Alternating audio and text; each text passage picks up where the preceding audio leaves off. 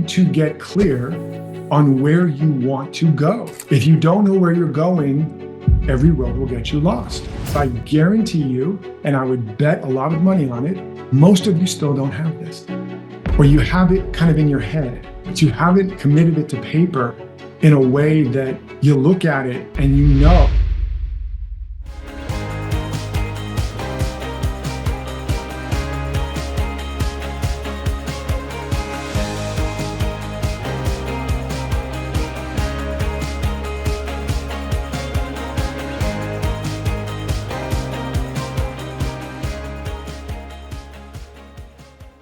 So these are the three pillars of self-mastery. You have to know yourself deeply, spiritually.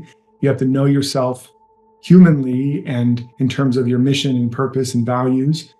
And then you have to also be yourself, meaning to bring yourself into integrity and develop the character, be the change you want to see, and be yourself in terms of the action that instantiates your values and vision into everyday life and circulates the life force and the love force in a way that your life prospers and has what it needs to manifest.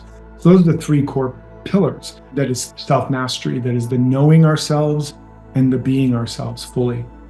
Easily in the realm of self-help and spirituality, it's still very common, especially if you have been working on yourself for so long, to not be as rigorous and specific about the structures that are fundamental if you're going to create anything completely and sustainably. The foundations. If you don't have the foundation of the house, you're just worrying about the wallpaper, well, you're going to build a house on sinking sand. If you don't know the right order of things, you're thinking about the roof and the tile and the fixtures before you build the foundation, or you frame it, or you create the infrastructure, the plumbing, the electrical. Again, you're going to build a roof on top of the dirt, and then you're going to have a bunch of fixtures you're trying to plug in. And I know that sounds like a silly example, but if you're not making consistent progress in a direction that is activating joy and greater fulfillment and purpose, it's because you're missing some of these foundational pieces, or you're doing them out of order.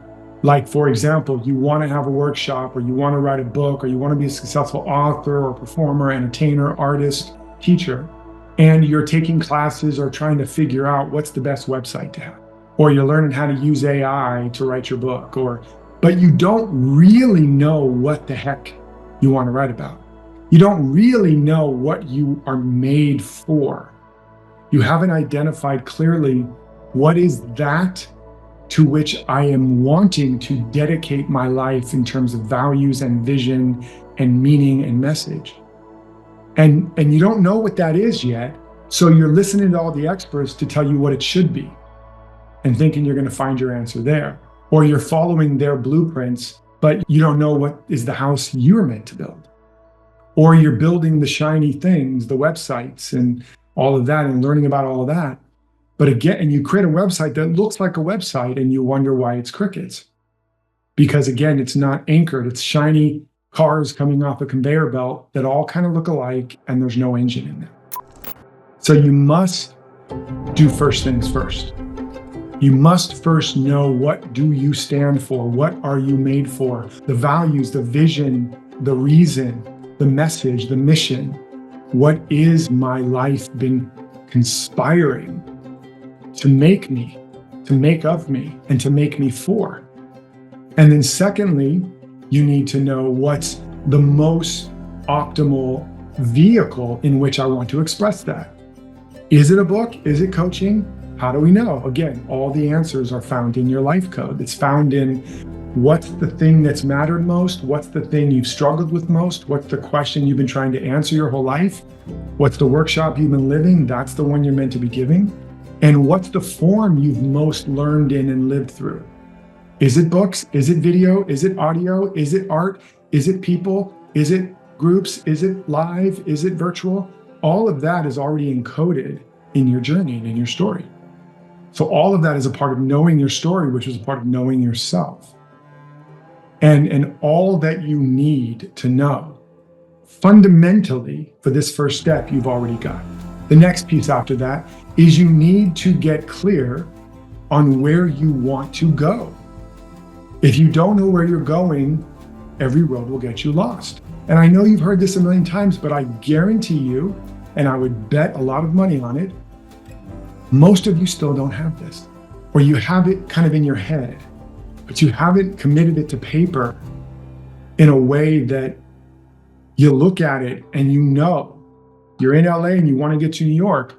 You know you're meant to go to New York because if I can make it in here, I can make it anywhere. You know you want to be a Broadway star or whatever. It's not, well, it could be New York or it could be Hawaii or it could be Iowa.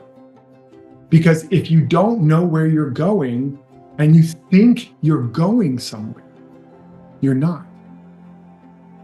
If you haven't made a decision to go somewhere and you think you're moving and making progress, you're not. You're going in circles.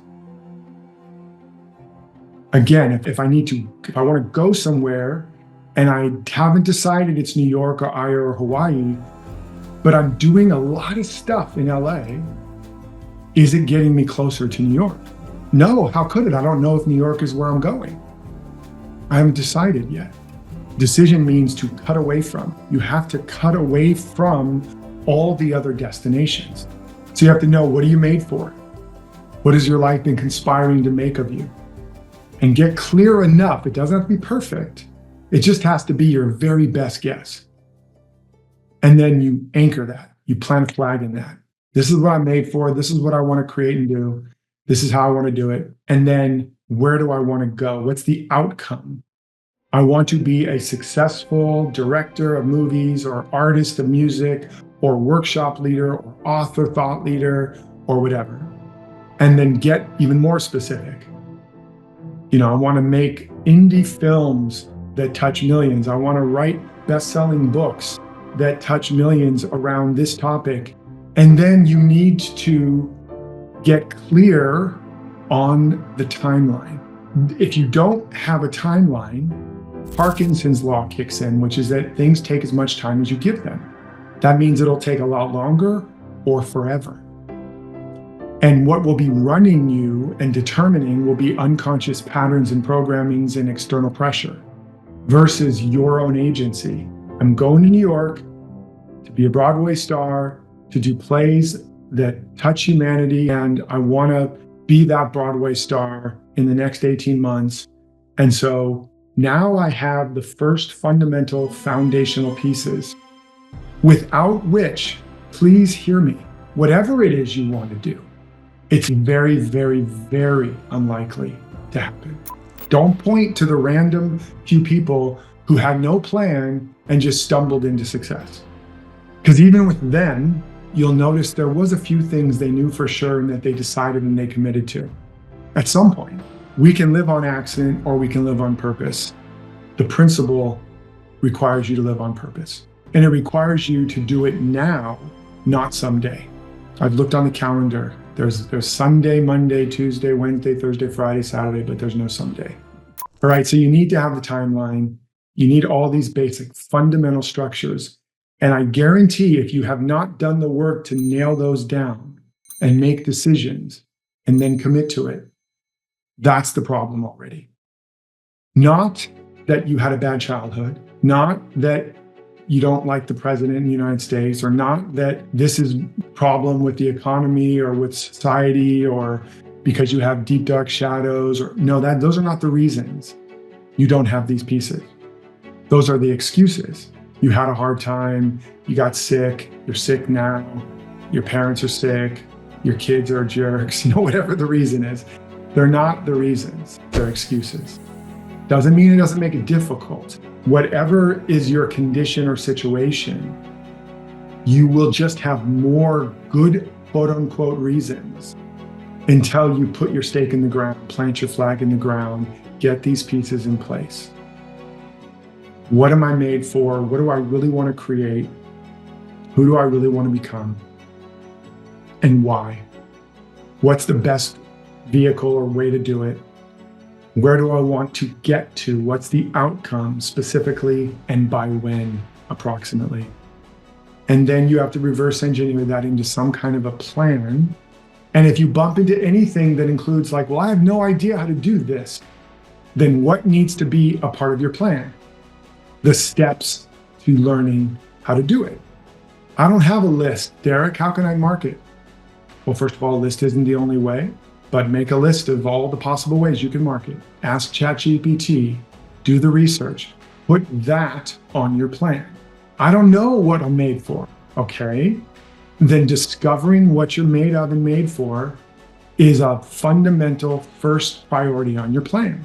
I've created every tool that I've just described. If it doesn't work for you, find another tool. It doesn't have to be mine, but find the way. Don't just stop at, I don't know how to do it. I don't have the credibility. Who am I? If you understand what I'm saying, that's a stall tactic and an excuse. If you really want to get somewhere and become someone and take your life to the next level, these are the fundamental first steps that must be in place and must be in place in that order.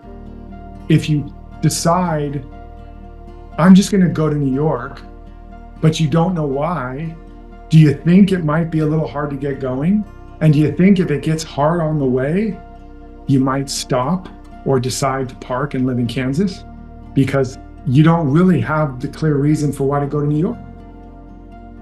Oh, see, I'm not worth it. I'm not good enough. It's too hard. I was wrong about New York in the first place. Maybe I don't really trust my own instincts and my own guidance. And then I'm going to spend the next year in Kansas figuring out how to listen to my own guidance. And no, the problem is you didn't do the steps in the right order and figure those pieces out. As you're doing all of this, what you might notice is that even now, hearing me, it feels overwhelming, and you don't think you have the time or the energy or the resources. And just understand that life never gives you a seed of potential without all the resourcefulness and energy and resources to fulfill it. The problem is that we have self-consciousness, so we have the ability to think beyond what is real, whereas nature doesn't. So nature never needs a day planner because nature can never go against its nature. An acorn can only become an oak tree. It can't look out there and go, well, I should maybe try to be an apple tree also because apple trees seem to be really popular. And, those squirrels are pretty cool. So maybe I should do a little squirreling on the weekend. And, God, those birds are flying and wow, flying seems to be the game. So let me practice flying on Tuesdays. You're an acorn. You're going to end up just a lonely nut and then squirrel food. So we have to understand that one of the reasons we're overwhelmed, burned out, spread out too thin, and don't feel like we have the time, energy, and resources to get clear and focused on who we are and what we're here to become is because we've taken in a lot of ideas and there are values, conflicts, and shadows, and just misidentification. So we're trying to be too many things to too many people or in too many ways. And it's gone so far that we have created it's a substructure or a superstructure around us that is not us. It's all kinds of extra parts and pieces that lead to activities and maintenance, and that's way out here.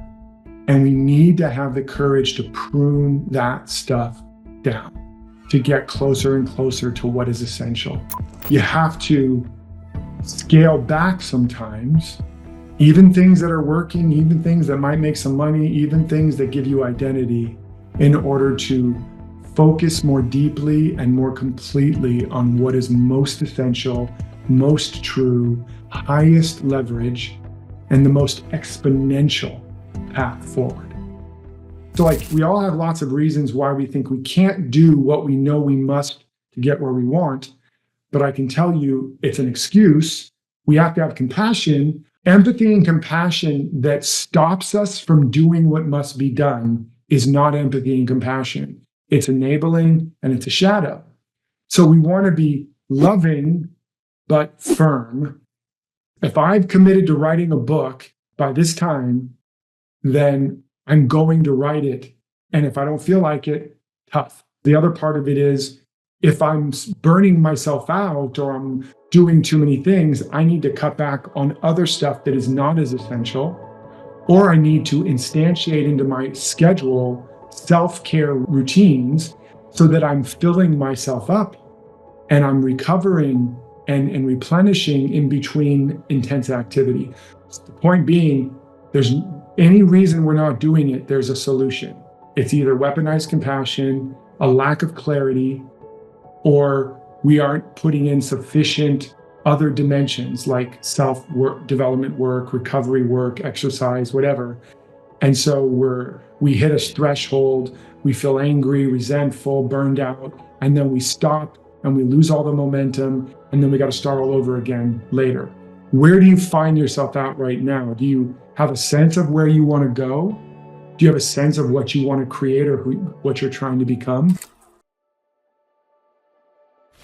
If we stop and start, there's a big switching cost. Even in our day, if we're stopping and starting a lot of different things, we're paying a huge price, usually, depending on the switch.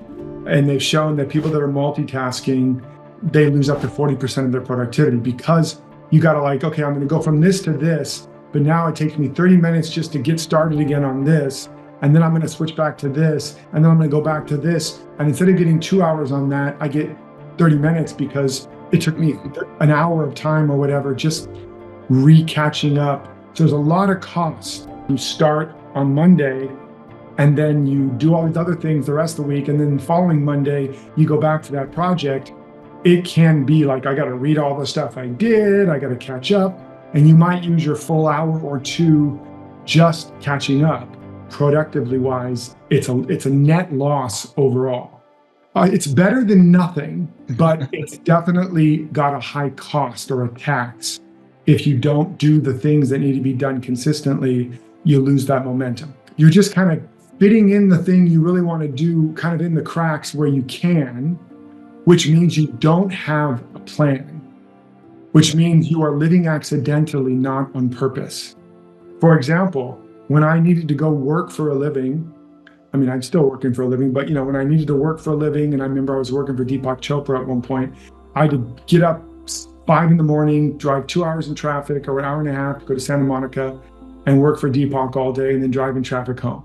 But I was writing a new book, I was developing a film, and I was still doing my own personal growth, learning, and I had a family.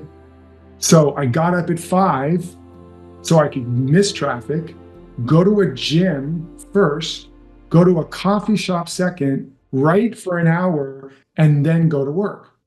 And in that way, I wrote my book, I stayed in shape, and I got a job, and I worked, and I made a living. And then going there and coming back, I listened to audios that were in my area. I was of development. So I was basically got a university degree.